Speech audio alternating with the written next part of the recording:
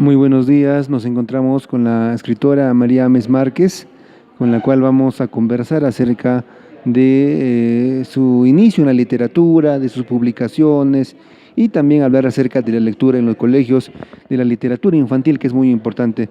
María, muy buenos días. ¿Qué nos podría decir acerca de sus inicios? ¿Cómo usted se inclinó hacia la literatura infantil especialmente? Bueno, yo he escrito literatura infantil desde cuando he estado en actividad. Yo soy profesora de primaria y aquellas veces en que yo he estado en actividad nunca se encontraba una literatura apropiada para niños de la sierra, pongamos. Siempre hacíamos, digamos, uso y en exceso, diremos, de la literatura clásica. Entonces la literatura clásica ya nos pone en contacto con ambientes desconocidos completamente. Y siempre se llegaba a la misma cosa, ¿no? A la misma cosa, por ejemplo, de Blancanieves, Los Siete Enanos, y toda esa literatura clásica. Entonces había también libros, había discos, una serie de cosas, pero solamente con esa literatura extraña.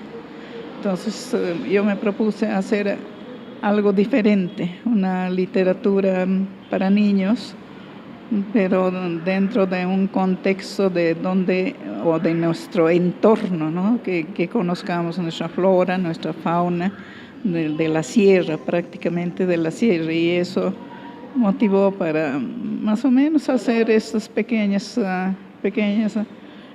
libros que estaban dirigidos específicamente a los niños de primaria. Entonces así se empezó con la literatura. ¿Nos podría un poco hablar acerca de ese proceso que tuvo usted, de sus publicaciones que conocemos, ¿no? Siempre enfocado en los niños, ¿no? ¿Qué libros primero se iniciaron? ¿Cómo fue ese proceso de sus publicaciones? Sí, el primer libro que saqué fueron unos pequeños cuentos que en realidad no los he conseguido. Tenía en archivo, pero no los he conseguido. Luego hice este pequeño volumen de Cuentecillos Andinos 1. Y esto está precisamente ambientado en un entorno de sierra.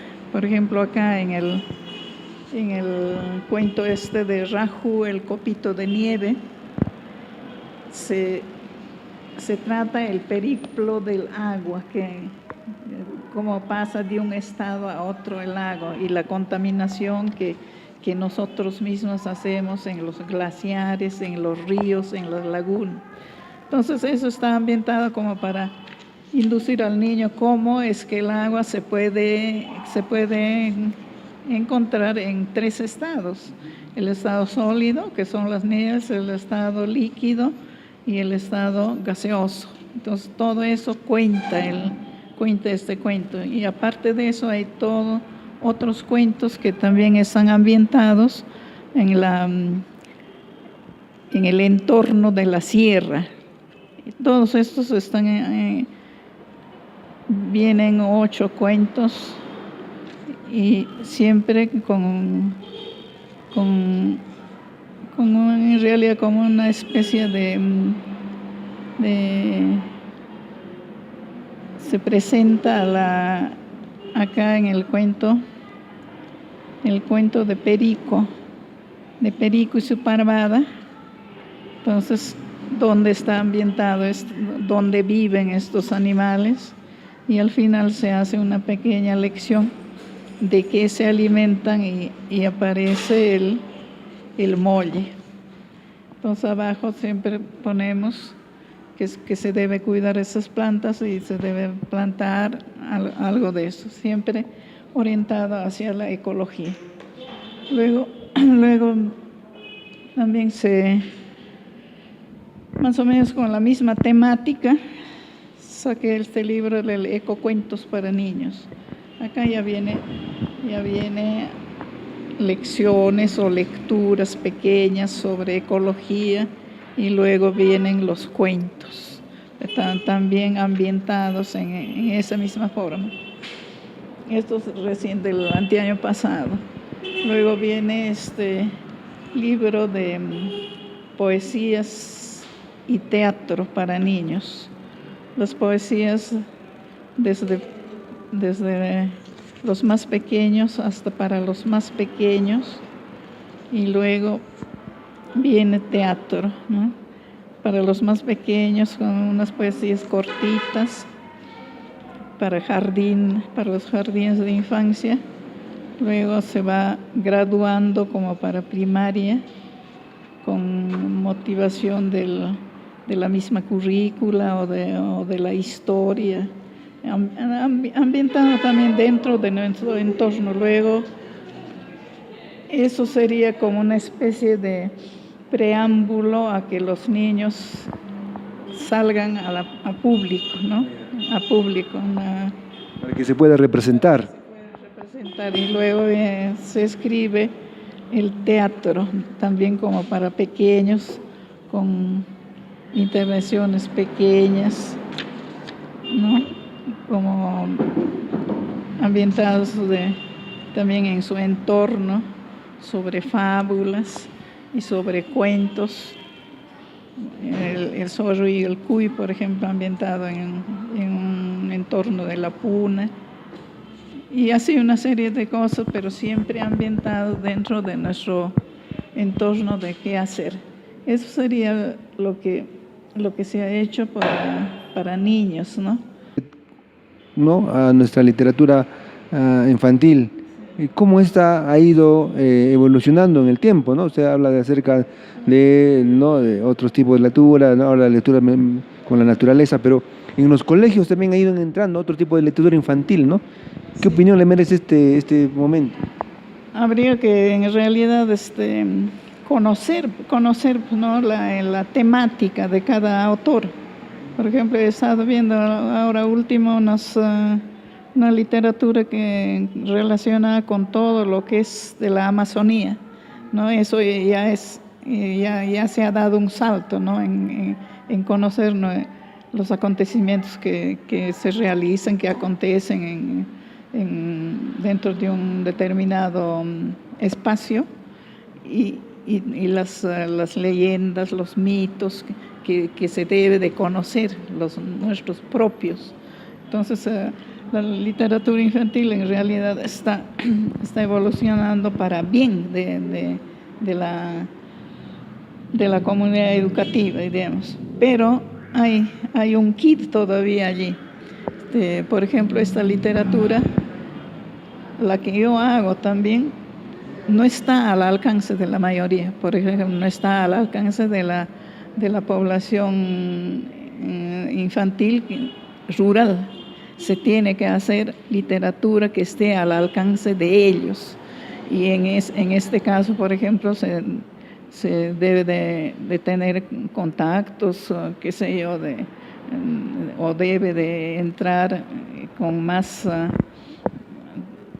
probabilidades de expandir este tipo de literatura de las autoridades educativas, del mismo ministerio. Se haga literatura que esté enfocada a esos grupos de esos sectores rurales. De los niños rurales, así. Yo me acuerdo bastante porque mientras uno hace estas cositas siempre va caminando, ¿no? Por ahí, por la zona rural, por ejemplo.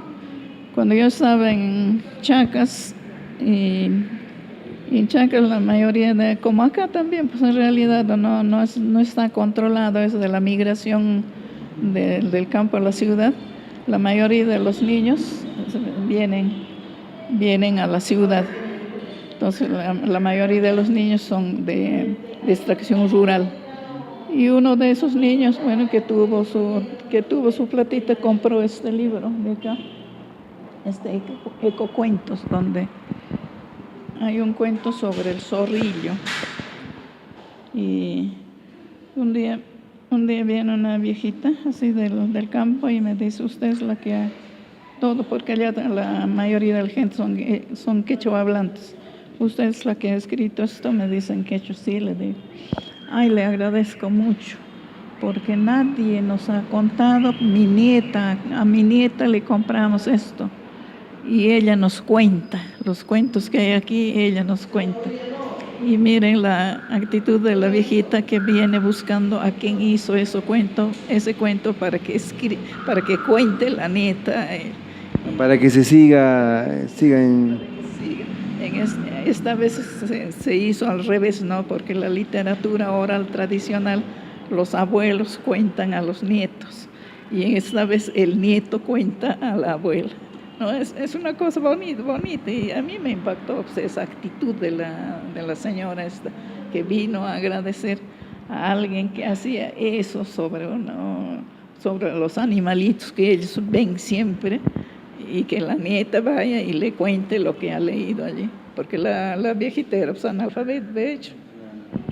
Con ese entonces ha habido ciertas motivaciones importantes en los colegios. ¿Qué deberíamos nosotros implementar para poder ir creciendo en el tema de la lectura? ¿Cómo motivar a la lectura a los escolares? En los colegios, pues la programación está hecha para eso. Pues, la programación está hecha, cómo se debe enseñar la lectura, por ejemplo, desde los primeros grados. Yo no sé si harán pues, eso. Y allí en realidad es cuestión de las direcciones o de las autoridades de educación, pues, que se debe de poner en las bibliotecas de los colegios, de las escuelas, este tipo de libros. Entonces, este tipo de libros puede ser adquirido por la municipalidad, por ejemplo. Y la municipalidad ya hace obsequia, lo que sea, a las escuelas rurales, por ejemplo. Implementar bibliotecas, ¿no? Sería la idea. Implementar bibliotecas en las escuelas rurales o hacer unas bibliotecas itinerantes.